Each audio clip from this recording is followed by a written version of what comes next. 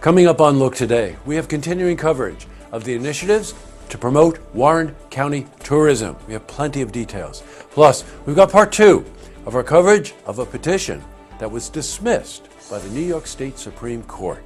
And Lake George Elementary School will host a Student Winter Olympics. I've got those details. All ahead on Look Today.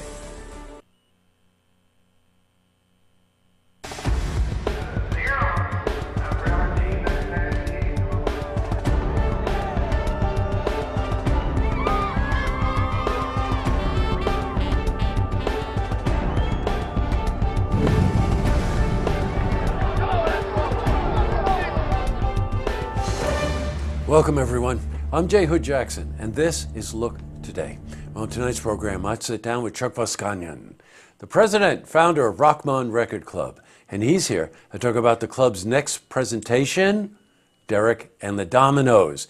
You know the album with that song you hardly ever hear called Layla. Plus, I sit down with Lauren Cognato and Amanda Troutman. Now, they're co-chairs of the SPAC Junior Committee, and they're here to talk about the SPAC Winter Ball. Plus, we've got your weather for the Tri-North counties, but first, these headline stories.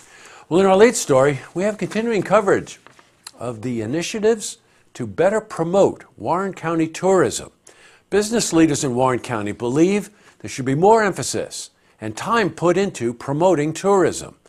Some believe that one way of maximizing efforts would be to educate the public on the importance of it. Now, without Warren County's tourism tax revenue, individual households could pay an additional $2,500 per household. Now, as you can see, revenue of tourism then is a big part of the county's overall revenue stream. Well, these business leaders are discussing a possibility of maybe a monthly newsletter to make people aware of issues. We spoke to Frank Dietrich. He's spokesperson for the Adirondack Lodging Association. What we are worried about is, although there's 6,000 to 9,000 people who make tourism part of their job, over 20% of the working community in Warren County, there's still another 80% that are not involved and don't really understand what tourism brings to the community. Wow. Now, business leaders will be meeting with the Warren County Board of Supervisors tomorrow. As you know, we cover those meetings in their entirety, unedited. We will be there, and we'll have more for you then. All right. In other news, we've got part two of a story we told you about yesterday. New York State Supreme Court has dismissed a petition calling for a hand recount of the Saratoga Charter referendum. Now, Justice Thomas Nolan stated, and I quote, "Petitioner presents no facts to support or justify this request." Pretty blunt, right? Now, former treasurer of the Saratoga Review Commission, Gordon Boyd, who actually filed a petition, says he does not agree with this statement. We asked him to come in, and he spoke about it today. We're hopeful that regardless of the outcome in the courts and in any recount that may ensue from that, we will be back with petitions circulating in the next couple of months, and we will get it back on the ballot so that the people of Saratoga Springs could have another shot at this in November. It was a virtual tie race, so I think it's really appropriate and just and democratic that everybody get another shot at it. A reminder, there are close to 9,000 votes cast, and they won by a margin of fewer than 10 votes. We also spoke to Gordon about a similar case in Essex County. At this point, we'll be waiting to hear what happens with the appellate division's ruling on the case out of Essex County. It's very analogous to the points that we were bringing up in our case. And when we hear what that determination is, which we expect almost any day now, we'll be able to evaluate the situation and decide what our next steps are.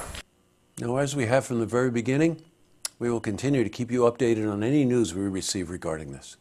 Switching from news to weather, expect a mix of sunshine, yay, and overcast skies tomorrow. Let's see how the rest of the week is shaping up, and a first look at the weekend. For a more detailed look at our weather, let's head to the Glens Falls Weather Center for a look at your first forecast. Thank you, Jesse. I'm meteorologist Clarence Sponsor with your first look weather update on Look TV. Let's take a look. We currently have this stationary front parked over our area with low pressure system. That's going to bring some unsettled weather during the overnight hours as we cool down to only the mid 30s in Albany, about 35 in the Boston area. We'll see Mid to upper 30s more locally, so 35 Fort Edward, 38 in Greenwich. Heading into Whitehall, about mid-30s. Glens Falls will be in the mid-30s as well. 37 the overnight low, so not too shabby of a night. But you're going to need those umbrellas with the potential 10 to a quarter inch of rain.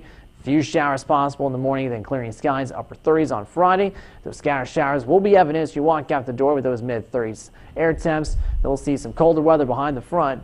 10 the overnight low for Saturday morning. Mid-30s, lower 30s with a 20% chance of isolated snow Saturday. Best day of the week to enjoy the weather, Sunday, but you still need those heavy coats. Low temp 23, mid about upper 30s to around 40 for a high before those rain chances are back, and even warmer weather. 44 Monday, 54 on Tuesday, and overnight lows may stay at or above freezing, but you're going to need those rain ponchos and the umbrellas. That was your weather update here on First Look Weather on Look TV. I'm meteorologist Clarence Sponsor. Now I send it back to you, Jesse. Thanks, Clarence. We have a heat wave coming. Yay. Back to the news. Lake George Elementary School will be hosting a school-wide Winter Olympics tomorrow. Now, the event is predominantly organized by the students themselves and will coincide, of course, with the Winter Olympics.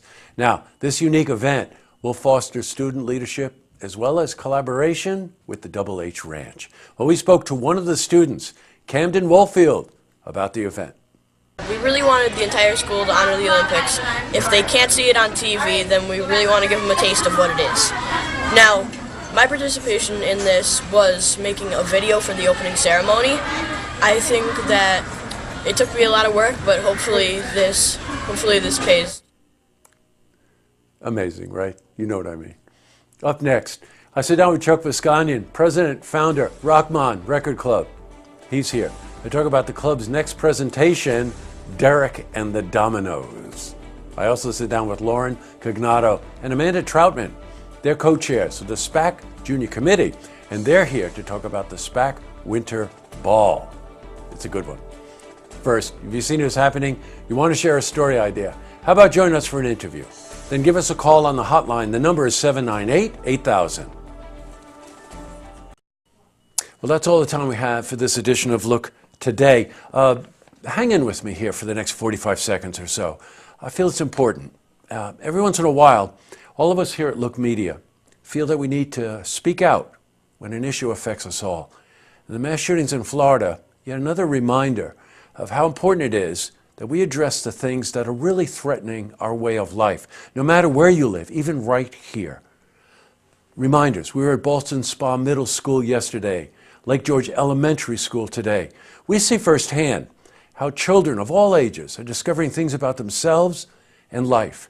It's really a precious time for them, free from the responsibilities of adulthood, a time to cherish, it's a time to protect.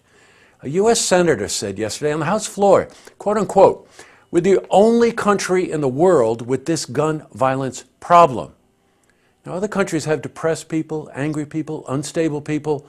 Why is this happening to us? There have been 18 school shootings in less than 2 months. That's astonishing. Yet this morning, another senator said, well, the problem is not semi-automatic weapons because you can kill someone with a bow and arrow. Or how about this gem? Schools should be like federal buildings and airports, bulletproof glass and armed guards. When he asked about playgrounds, he kind of indicated, well, maybe we should close them. And I suppose turning schools into prisons maybe works for some people.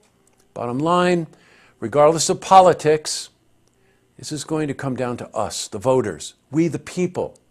We have to stop this insanity. Got to act. This country has more guns than people. And we're also suffering from an opioid pandemic, not epidemic, pandemic. So why don't we question where the priorities are? How about a military parade?